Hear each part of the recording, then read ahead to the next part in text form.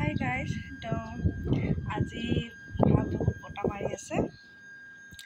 আজি 7 তাৰিখ, তো আজি বিচনাৰ পৰা উঠিছোঁ। আজি খোজ কাঢ়িব দিছে। তো বেবীক আজিহে দেখা পালোঁ। জন্মতে যি দেখা পাইছিলোঁ আৰু আজি লৈ আনিছোঁ অকণমান টাইমৰ কাৰণে।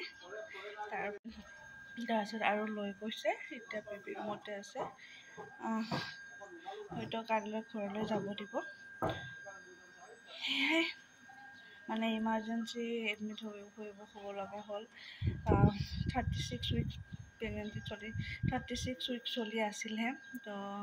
তো অকস্মাত মানে পানীটো ভাঙি গ'ল কাৰণে এডমিট হৈ গ'লোঁ।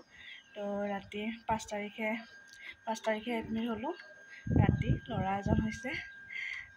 বেবী কেয়াৰত ৰাখিছে আৰু অকণমান অক্সিজেনৰ কম হৈ আছিল আৰু এতিয়া বাৰু ঠিক ঠাক আছে। তথাপিতো আজি ৰাখি মানে কালি যাব দিব। আজিয়ে যাবলৈ দিলে হয়, তথাপিতো এদিন ৰাখিছে আৰু তো ময়ো আজিৰ পৰা খোজ কাঢ়িছোঁ আৰু লাহে লাহে। সেই আৰু যিখিনি পাৰিছোঁ সেইখিনি মানে অকস্মাত হৈ গ'ল ন, ইমাৰ্জেঞ্চি। তো অলপ যি ভিডিঅ' বনাইছে মাহঁতে আৰু হাজবেণ্ডেতো কেমেৰাৰ লগত এইবোৰ নাই। মাহঁতে যি বনাইছে অকণমান আৰু সেয়ে পাইছোঁ আৰু ভিডিঅ'। আৰু আজিৰ পৰা খোজকাঢ়িব পাৰে কেমেৰা হাতত উঠালোঁ।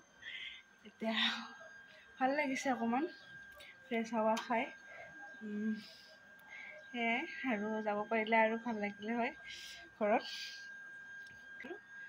ভাত চাত খাই এতিয়া বাইদেউহঁতে আহিছিলে। বাহঁতে আহি খবৰ লৈ গ'ল আৰু এতিয়া মা আৰু হাজবেণ্ড ভাত খাব গৈছে। চাব কি হাঁহি থাকে চাব।